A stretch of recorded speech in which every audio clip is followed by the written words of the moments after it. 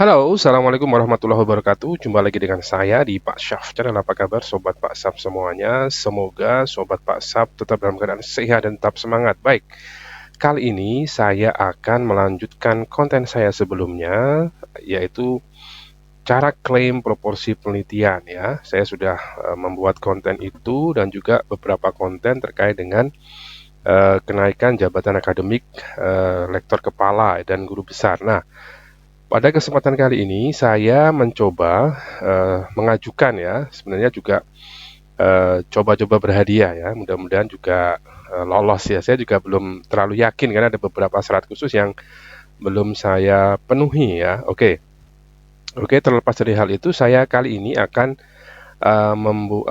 memperlihatkan setelah diajukan itu apa yang harus dilakukan oleh dosen ya. Nah, ini adalah tampilan di menu sister kenaikan jabatan saya ya. Di sini ada pengajuan oleh admin ya. Di sini sudah ada menu pengajuan oleh admin perguruan tinggi, pengecekan dan pengesahan ajuan, proses penilaian dan validasi sampai pada hasil. Nah, saya sudah diajukan ya.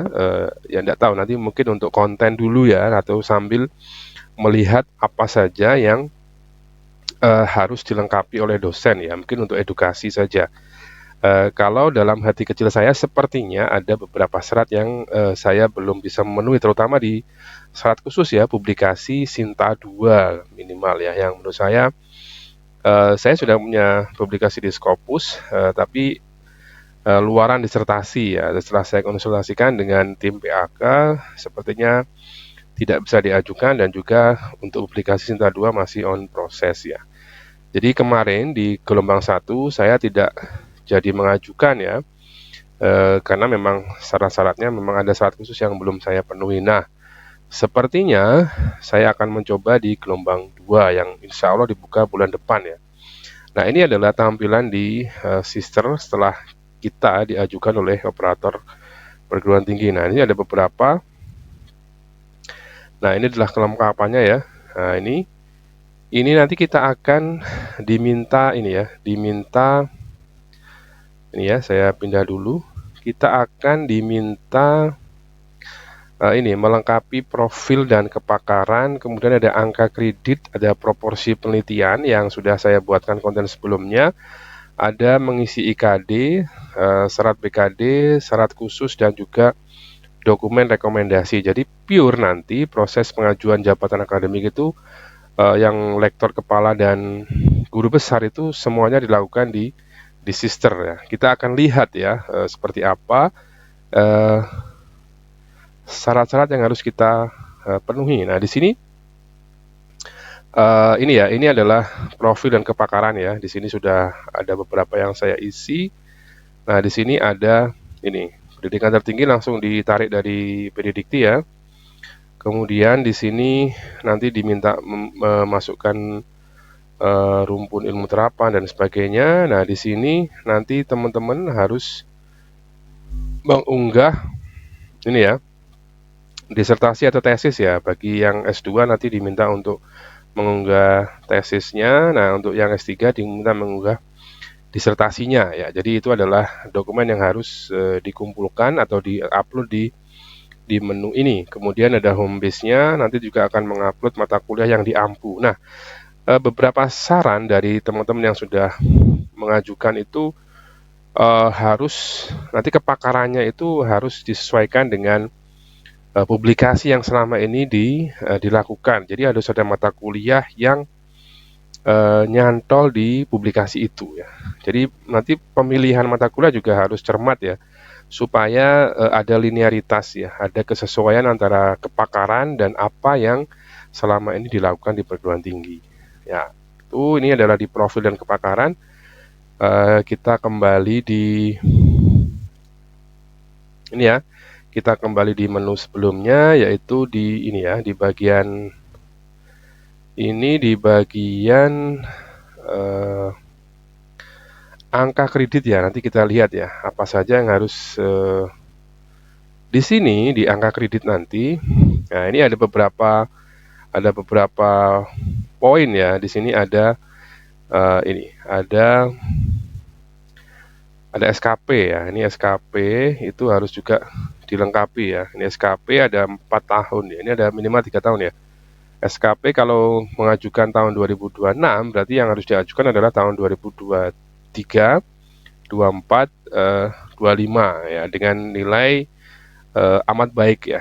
Meskipun demikian nanti dari hasil konsultasi juga kalau amat baik nanti pasti ada publikasi yang tidak bisa diklaim ya, karena ada maksimal angka kredit yang diakui di tiap tahun atau tiap semester ya. Kalau tidak salah ada 44, maksimal 44 angka kredit ya. Jadi kalau Bapak Ibu atau Sobat WhatsApp sangat produktif, itu nanti pasti ada sebagian yang tidak diklaim ya, tidak bisa diklaim karena ada batas maksimalnya. Nah, SKP ya, SKP yang mengeluarkan fakultas bisa, kalau universitas bisa fakultas, atau kalau sekolah tinggi bisa ketua atau kaprodi ya. Nah, ini sasaran kinerja pegawai. Nanti akan ada formatnya. Biasanya formatnya mengikuti format dari perguruan tinggi masing-masing. Untuk PTS ya, kalau yang PTN ada formatnya juga ya. Ini ada angka penyetaraan, ada angka pendidikan, dan juga SKP. Nah, ini memang, ini kalau saya lihat 25 itu adalah sisa. Seingat saya dulu lektor 225 ya nilainya ya. Jadi ada kumulasi atau kelebihan angka kredit ketika saya mengajukan lektor tahun 2019 dulu. Itu seingat saya 25 kum ya. Jadi dia dimasukkan otomatis masuk di sini ya. Ini belum angka prestasi, itu memang belum ada klaim ya, karena memang proporsi saya ya itu belum dinilai ya. Kalau dilihat di sini mana ya? Oh ya. Kalau saya lihat di apa?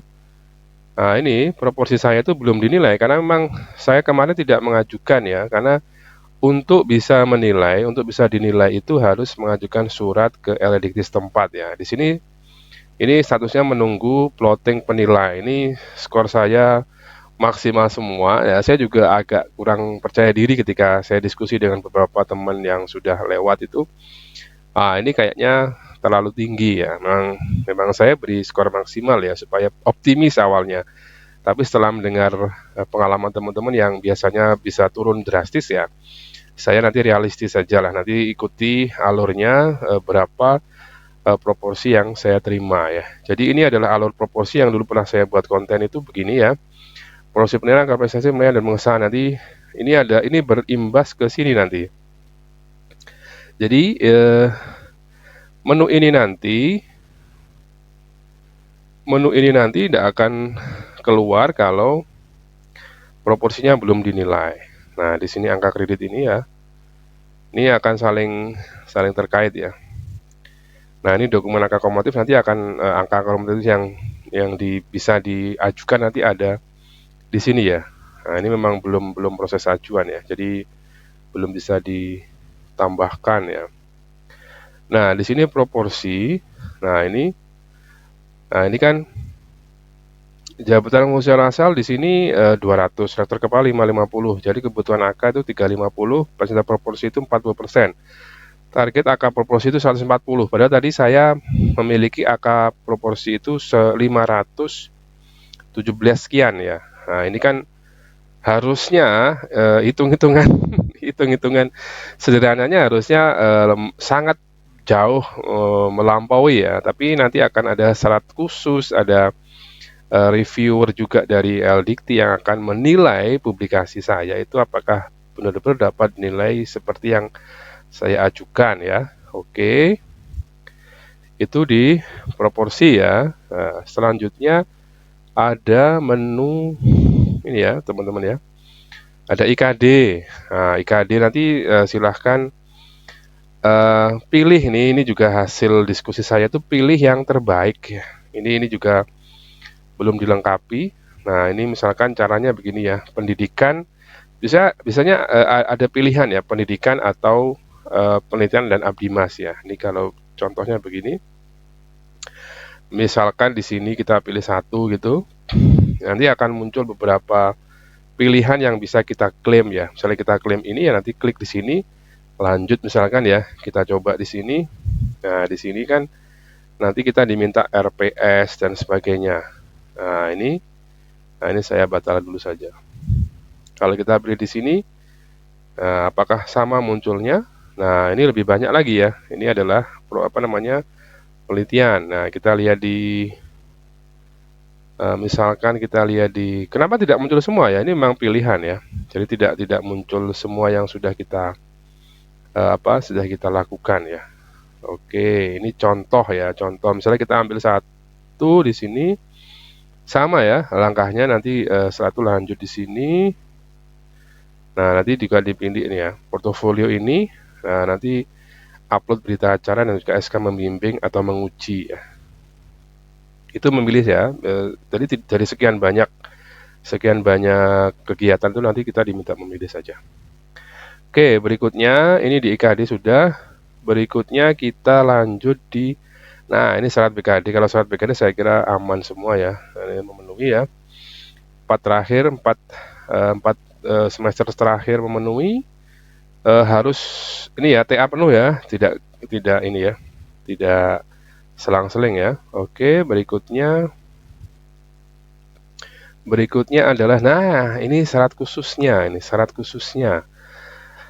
syarat khusus ini ya, syarat khusus ke lektor kepala satu tingkat menghasilkan satu publikasi artikel dengan ketentuan ini. Yang pertama, JIR atau Jurnal Internasional Reputasi minimal Q3 dengan SJR di atas 0,2 atau index factors. Ini untuk cari tahu ya, ada di jurnal masing-masing ya. Biasanya ada informasi tentang Simago Jurnal Rank atau impact factornya di jurnal yang reputable. Biasanya ada informasi ini.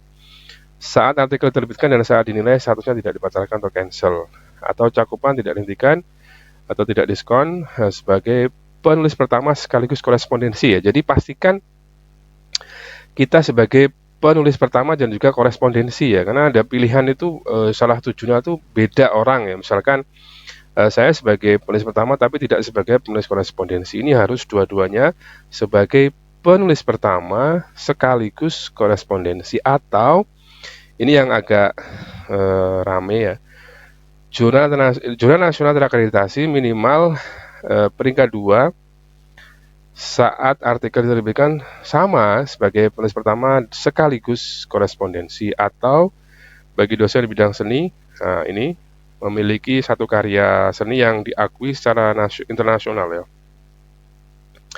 Nah ini nanti harus dipenuhi ya syarat khususnya.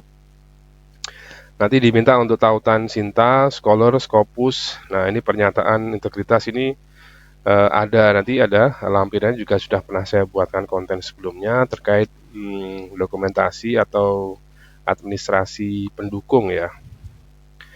Oke, berikutnya, nah ini dokumen rekomendasi ini apa saja. Nah, ini pengantar dari perguruan tinggi, LDikti atau kementerian lembaga, PAP Senat, ini ada Komite Integritas Akademik, surat pernyataan pemimpin PTN, PTS, dan PTKL. Jadi kita tidak menggunakan format yang seperti biasa sebelumnya ya, misal dupa ada dan sebagainya. Semuanya cukup di klaim atau ditarik portofolio dari sister ya. Jadi pertama-tama yang harus dilakukan adalah rapikan sisternya ya. Saya sendiri juga berupaya merapikan sister saya supaya nanti ketika diklaim itu buktinya sudah lengkap ya. Jadi jangan sampai ketika klaim ternyata buktinya masih kosong ya. Jadi kurang lebih itu ya sobat sekalian, apa saja yang harus dipersiapkan ketika kita akan mengajukan jabatan akademik lektor kepala atau guru besar ya. Jadi sangat jelas sekali di sini. Saya ulangi lagi, setelah diajukan